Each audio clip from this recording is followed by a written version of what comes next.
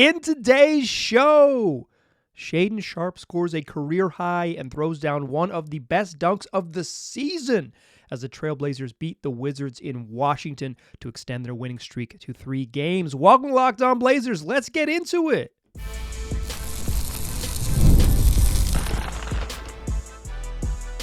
You are Locked On Trailblazers, your daily Portland Trailblazers podcast, part of the Locked On Podcast Network. Your team every day.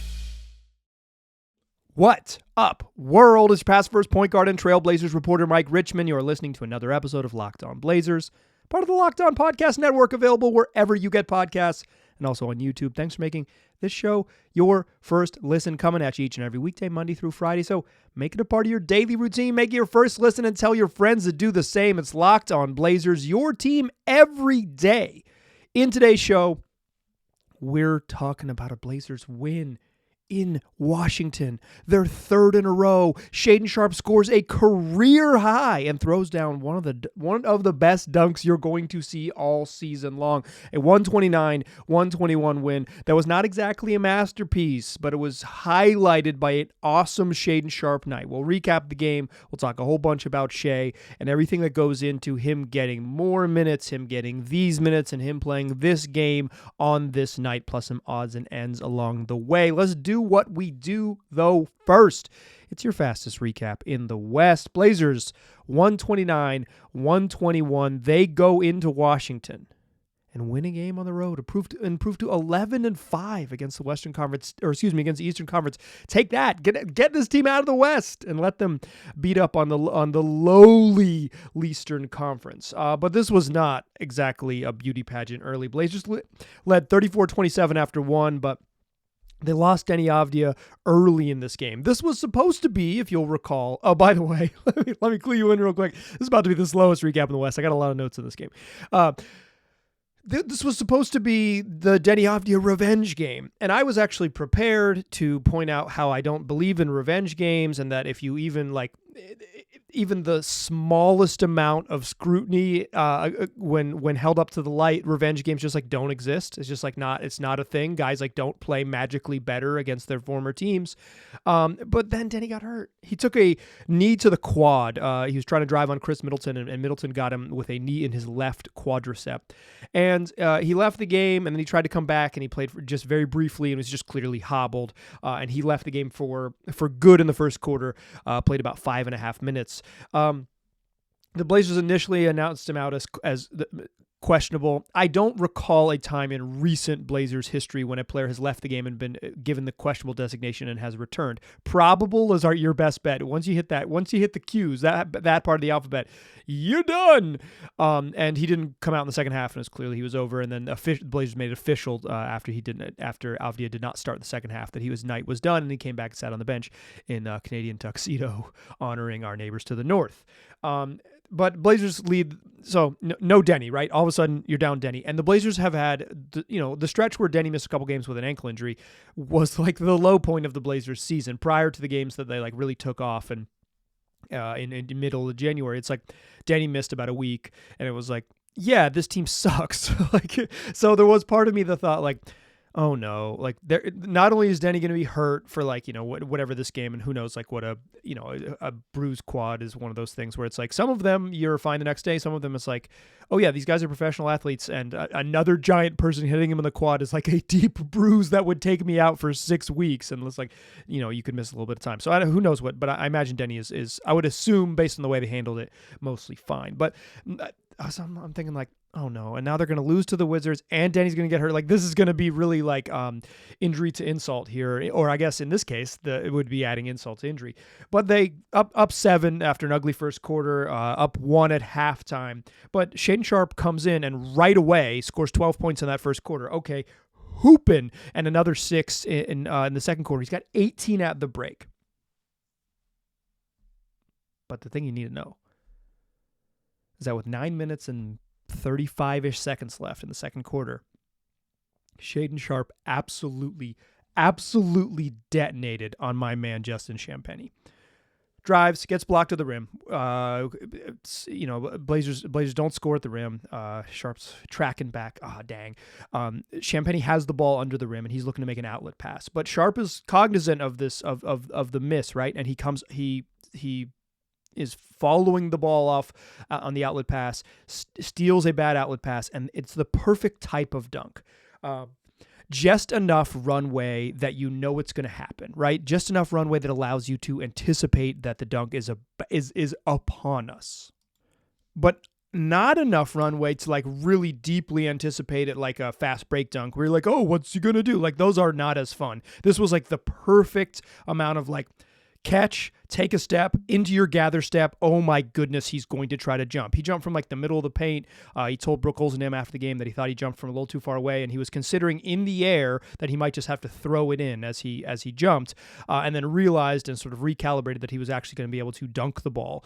Imagine being able to jump from the middle of the paint, decide in midair, like, no, I'm actually going to be close enough while you're still floating upwards, and then cram. He cocks the ball back way behind his head. Champagnie went up with two hands to kind of, the courtesy block. No chance. Shaedon just bodies him and moves right past him. Dunks all over him. One of the great dunks of his career. One of the best dunks of the season. I want you to deshackle yourself. There is no reason to rank these dunks. The Blazers broadcast later shared some sort of dunk scoring system. There is no reason to rank a dunk. What you should do when you see a cool dunk is do what you always do when you see something cool, which is go, oh! Whatever your natural reaction is to when you see a cool dunk. The joke I like to make is banging your skateboard on the half pipe, but or make the stink face, right? Holding something over your mouth, like, it's stinky. Like whatever your natural reaction is. That's the quality. That's the scale of the dunk. You don't need to rank it. You don't need to. I've worked a couple media jobs in my life where my job that tomorrow morning would have been to the 7 best dunks of Shaedon Sharpe's career. Right, like I would have tasked with putting that slideshow or post with video together. Shout out to, I don't think bloggers really exist anymore. Shout out to the good people at Blazers Edge that are putting that together right now. But like, I reject the idea that you need to rank this or consider its place in the pantheon or where it sits among Shaedon Sharpe's best career dunks. It was awesome, and the point of any dunk is to really appreciate how awesome it was. That was fun. I refuse to rank it. I refuse to put it on any list. I will say this. As fun a singular moment in a Blazers-Wizards game in 2025 as you could possibly drum up. Awesome moments. And then the Blazers only up 1 at halftime. Sharpe's got 18 at halftime. This dunk was like 9:35 left, and the Blazers are up 1 in the half, and Blazers up 1 at halftime. And it reminded me of a few years ago when LeBron James dunked so hard on Yusuf Nurkic that everyone forgot the Blazers won the game. It was such a brutal dunk, and it was such a terrible poster for Nurk that like the Blazers won, but it's like nobody remembers. It's just like, oh yeah, remember that time Bron crammed on Nurk, and I was like, oh no, is this gonna be like the Justin Champagnie thing where it's like he got dunked on so hard, but the Wizards won and nobody remembers? But the Blazers held on. They got a little bit of space in the third quarter. Oh, excuse me. I told you I got a lot of notes in this game. Tons of foul trouble in this first half. One of the reasons the Blazers couldn't pull away is no Denny. He's a very helpful player on their team. No Denny. But also Scoot Henderson gets 3 fouls. Tumani Kamara missed a bunch of time in the first half because he had 3 fouls. Donovan Clingan had 3 fouls. So like they had to go small for a little bit. That lineup is just, they're just not big enough to protect the rim in any major way. Without, no Rob Williams still, no DA obviously, and no Matisse Thybulle for the Blazers. Unfortunately, no Alex Sarr for the Wizards. Would have loved to see him a little bit, just because a good young player, and would have liked to see him and Clingan, although Clingan just didn't end up playing that much because he was hurt. Rajon Holmes was pretty awesome, didn't miss any shots, but yeah, Clingan only played 17 minutes, or hurt, excuse me, only played 17 minutes because of foul trouble. But so the Blazers come into halftime up 1 and with a bunch of dudes in foul trouble, including their best 2 defenders in Kamara and Clingan. And then Clingan picks up an early 4th foul and then a 5th foul with 7:44 left in the third quarter and basically has to sit for essentially the remainder of the game. It was like, yep, well, that's that for you, man. Like head on over to the bench. early in the fourth quarter, then Blazers take a 94-88 lead into the fourth. Then early in the fourth quarter, Scoot Henderson, who had a nice third quarter and made 3 threes and was kind of humming, he picked up a fifth foul early in the fourth quarter, and then he sat and didn't get back in the game, and it was just disjointed for him as well. I'm not sure he would have played at the very end of the game just based on the way Chauncey does things, but like, you get Shaedon Sharpe starting the second half for Deni Avdija, and then you get a weird rotation at the end where you get a little Delano Banton, DB Hooper, because Scoot was going to be out for the time that he would have played instead of Anthony Simons, so we would have had a longer extended run of Scoot and Sharpe together. But instead, we just have the Blazers having to kind of close the door on a Wizards team that wouldn't go away.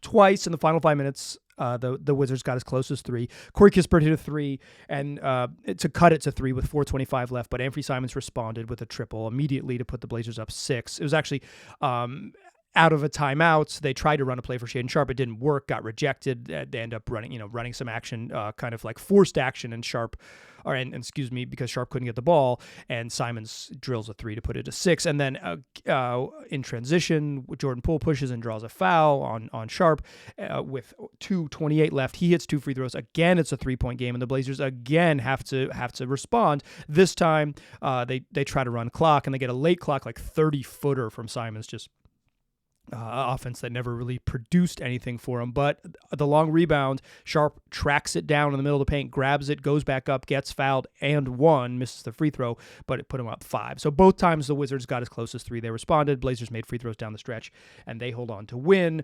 129-121. That's your slowest recap in the West. That one took nearly 12 minutes, but intentionally because we had to get through all of the things. Let's talk Shaedon Sharpe. He rocked. He finishes this game with a career-high 36 points to go along with 8 rebounds and 5 assists. He had a steal and a block as well, including an important steal that set up that monster dunk. Let's talk Shai's career night. Second segment, let's talk all about it, because he was so dang good that we're going to spend a lot of time talking about him, because this was a big night, and a big night in a way, a long time coming, although I do think like he still played a fair amount off the bench, even in a bench role, but a big night, with some mild drama in the making. Join me in that second segment, won't you? First, though, let's talk FanDuel. When the NBA games start, the action is just getting started, and there's no better place to get in on that action than FanDuel, America's #1 sports book. With FanDuel, you can place live bets throughout the game. So even if you miss the opening tip-off, you can get in on the action. So say you're watching a fourth quarter comeback, or for my haters, a fourth quarter meltdown, you can stay in on the action. You can bet throughout the dang game, and if you're looking for a bigger payout, you can combine your live bets into a same game parlay. So, if you are watching a game and you've got an inkling, or you're watching a game and you've got several inklings, you can open up the FanDuel app where they got live stats plus live play-by-play, so you can beat up to the second wagerer, and then if you win, you can get paid darn quickly. So in some cases, instantly, if you've got everything set up correctly over there on the FanDuel app. Right now, FanDuel customers get $150 in bonus bets if your first $5 bet wins. Just visit FanDuel.com to join today. That's FanDuel.com for your shot at $150 in bonus bets. Make every moment more with FanDuel, the official sports betting partner of the NBA. All right. Shaedon Sharpe had probably the best night of his career. I haven't looked up like game score on Basketball Reference, but I'm willing to wager this is the best game in terms of game score. Shout out to my real nerds. Dunks don't need rankings, but games need rankings. I may be a little inconsistent in my logic here. In any case, this is one of the best games of Shaedon Sharpe's career. It's probably the single best game of his career. And it's the single best game of his career not only because he finishes with this monster night, 36 points, 8 boards, 5 assists, a block, and a steal, because of the way he played. The way he played. The moment he gets into the game, right? The moment he checks in, he's immediately aggressive. His first bucket is he sizes up his defender and says, "Oh, Keyshawn George, you can't guard me," and just whoop whoop, low cross, right to the rim, finished and won. I thought Shaedon Sharpe played with a certain level of, I guess the right word for it is lack of fear, or just lack of respect. He said he looked at the Wizards. He surveyed the court when he got in there. And he said, they don't have anyone who can keep me out of the paint. And when I get into the paint, they don't have anyone I'm worried about in there. And he played that way from Jump Street, right? Like, he pretty much took his normal subs, right? Like, he pretty much took his normal subs to begin the game, right? It wasn't like he checked in like miraculously early or anything like that. Maybe a little bit, but like this was a particularly just like a normal rotation. But he just was aggressive as a driver immediately. Something that early in the season, Chauncey Billups had kind of been begging him to be. It's like, you're taking a lot of step back threes, a lot of hard jump shots. Be aggressive and go to the rim. Go and attack. I mentioned in a previous show when the Blazers beat the Charlotte Hornets, poor Bugs, when they beat them by 53, is that in that game I thought Sharpe's immediate shift off the bench, his immediate first shift on the bench was just so forceful, but it wasn't forceful in the same way. In that game, he was like, I'm going to get to my shots, and he immediately got to like a mid-range jumper. That's sort of his comfort zone, but it's kind of a hard shot, right? He's like a behind the back, off the dribble mid-ranger, and then that went in. He's like, ooh, I'm cooking, and he took a couple threes and he made them, and it's all of a sudden like, oh yeah, I'm feeling myself, like I've got it going, right? And I thought he played with a lot of purpose in that game, but the purpose was very different. It was like, I'm going to shoot it because I have the ball. And boy, he got shots up in this game.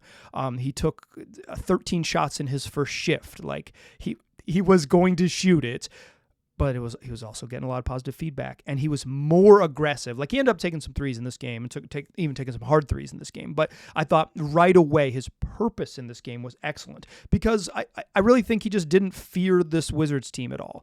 Not every team is going to be the Wizards, right? Like that's how this works, right? Not every team is sort of magically the worst team in the NBA. Not every team has, Tristan Vukovic and Rashawn Holmes as the center rotation, right? Like, you're going to find teams with bigger front lines and better rim protectors and better perimeter defenders. But when you don't, the mark of good players is when you play against bad teams, you say, I'm going to dominate. I mean, the mark of really good players, you dominate everybody. But, I think there's a thing like, oh, do it against someone real, like the Wizards doesn't count. I don't, for a guy like Sharpe, specifically recognizing that you are more talented than your opponents and playing that way is a step in the right direction. I thought right away you saw that. And then when Denny got hurt, like when Denny was out, he played 5.5 minutes, Sharpe just got a lot more on-ball reps. Like, they didn't go to Delano Banton until like basically like Scoot foul trouble and late in the third quarter in the second half when the rotation kind of demanded it, and then they stayed with him because of Scoot foul trouble. It's like, They were probably going to, if it had allowed itself, probably going to lean more into the Scoot and Sharpe together. And when Scoot and Sharpe shared the court, I thought Scoot really said, Shea, go to work. Like, he got off the ball or like ran a quick pick and roll, and if he didn't have it, got it to Sharpe and let him cook. And I thought Sharpe, particularly in that third quarter, as a playmaker and as a driver, was really stayed aggressive in a way, because he has a tendency, Sharpe does, to like have a few moments where it's like, yeah, do that, and then kind of disappears for a little bit, and then a couple moments where he's like, where you're like, hey, were you just playing a lot better? Why did you take a really hard 19-footer when you could like keep your foot on the gas and attack a little bit, or like demand the ball and run a pick and roll, like run some action. You don't have to shoot, right? But run some action. But he had a nice little dish inside to Jabari Walker. I thought his just decision-making out of pick and rolls, either to get himself into the paint or to manipulate and make plays, like I thought he was really good in that third quarter with a lot more on-ball reps than otherwise would have happened. And it was like specific to Denny Avdia getting hurt and Tumani Kamara picking up some fouls. He had a fourth foul in that third quarter as well.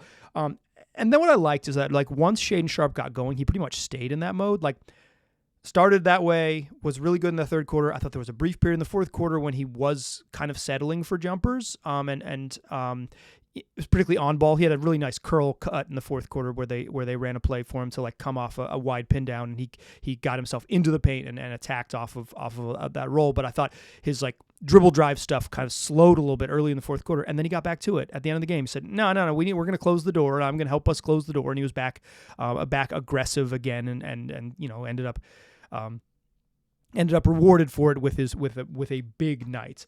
If nothing else, Shaedon Sharpe taking 26 shots when the next highest field goal attempt on the team was classically Jeremy Grant with 14.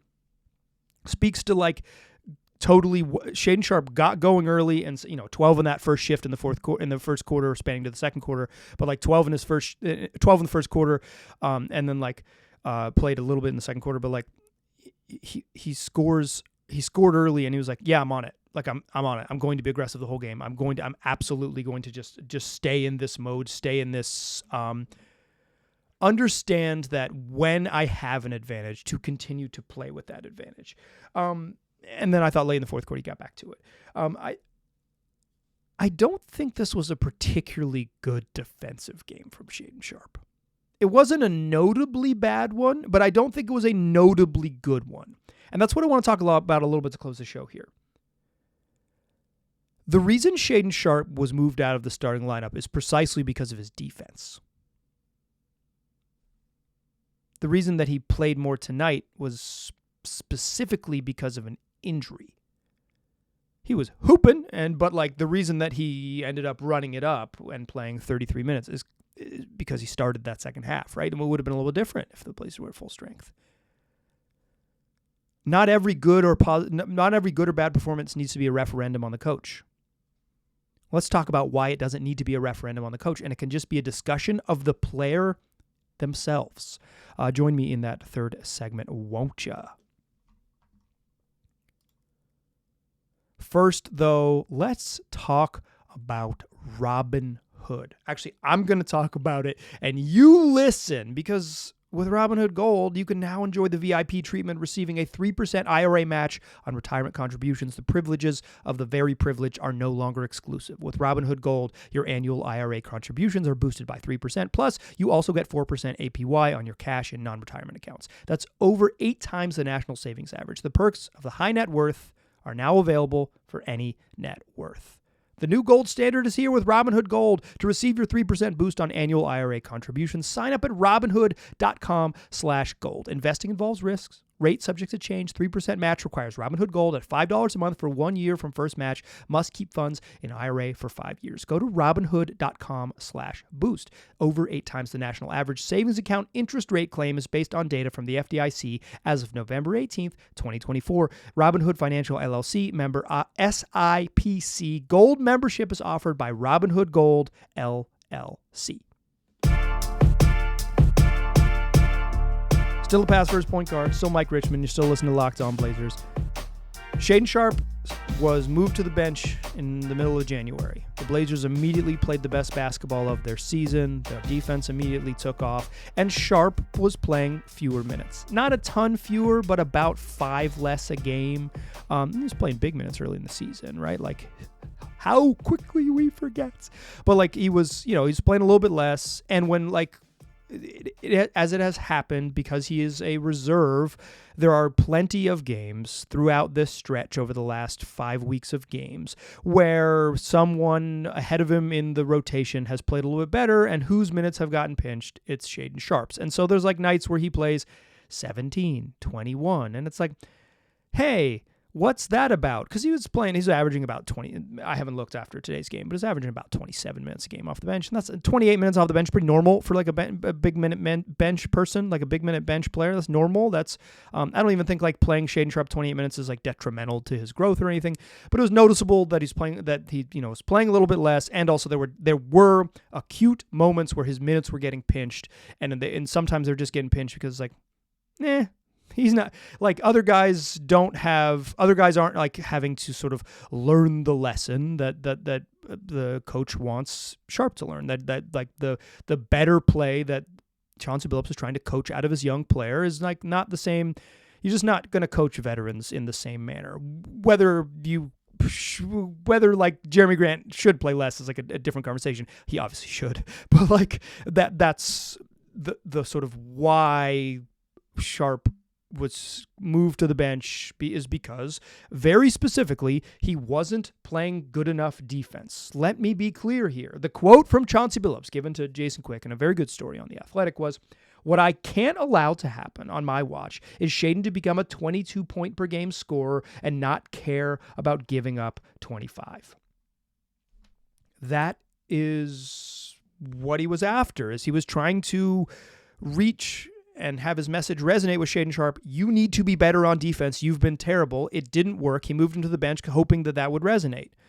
Whether that has or has not, I would say is mostly impossible for us to know, because I don't think Sharpe has played like demonstrably differently in a bench role. And that's why I reject the premise that anything that happened in the game against the Washington Wizards is correlated to Chauncey Billups' coaching. I reject the premise in both frickin' directions. Not everything needs to be a referendum on coaching decisions. What Shaedon Sharpe did today is play a basketball game. And let me be a little more sharp, so to speak, a little more pointed about what I mean by rejecting in both directions.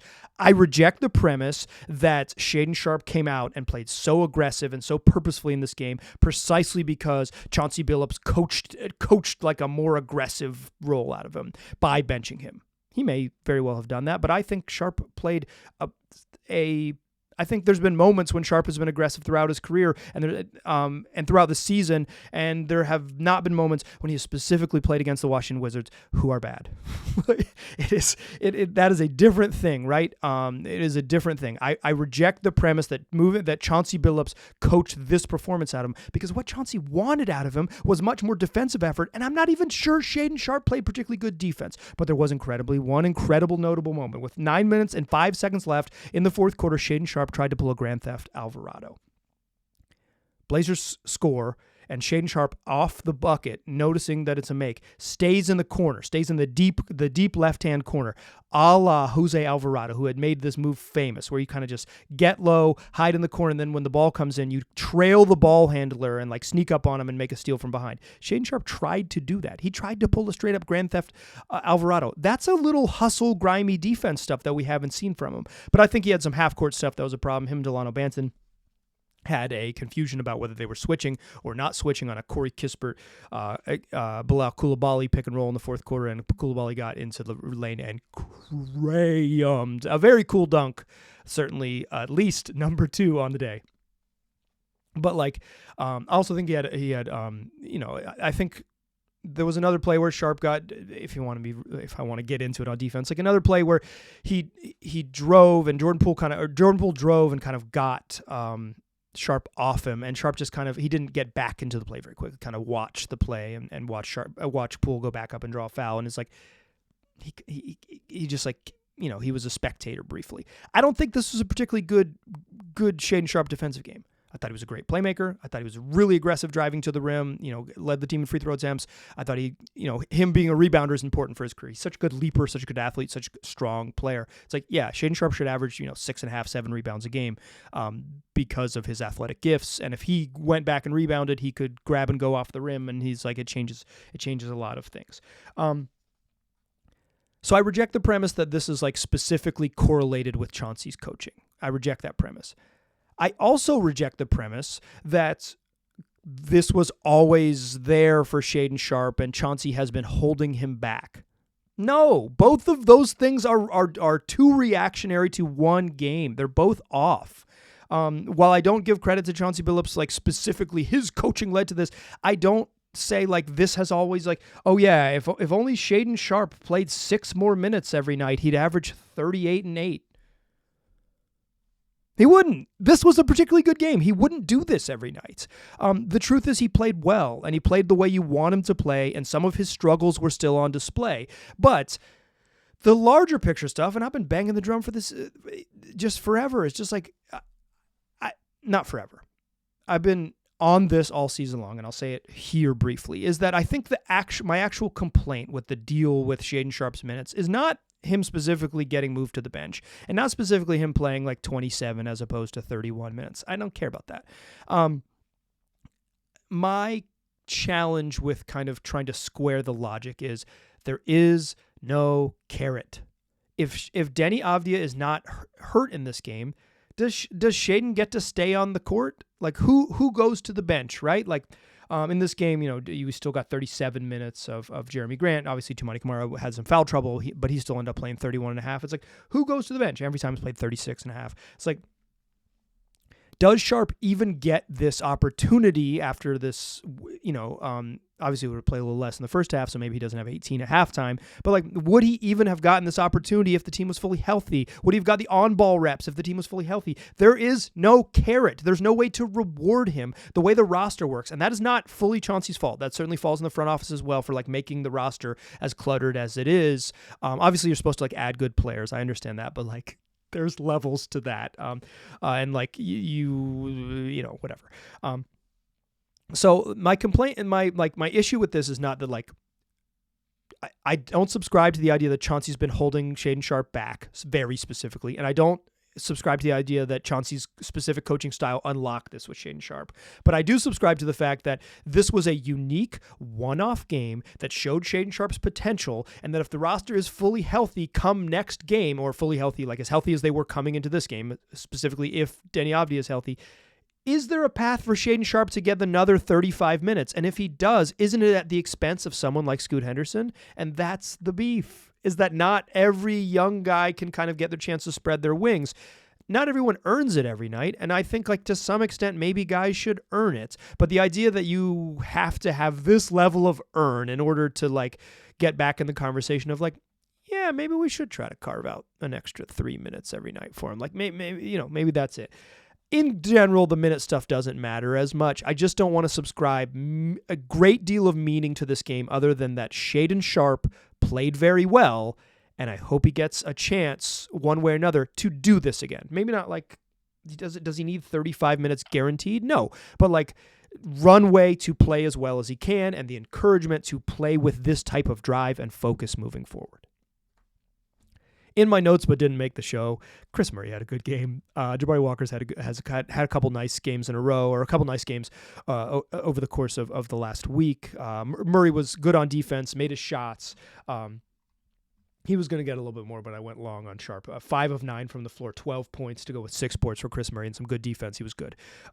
He was a helpful player in this game. Come back for tomorrow's show. Nate Duncan of Dunked On is going to join the program. This is what we do 5 days a week, wherever you get podcasts, also on YouTube. I appreciate you listening. I'll talk to you soon.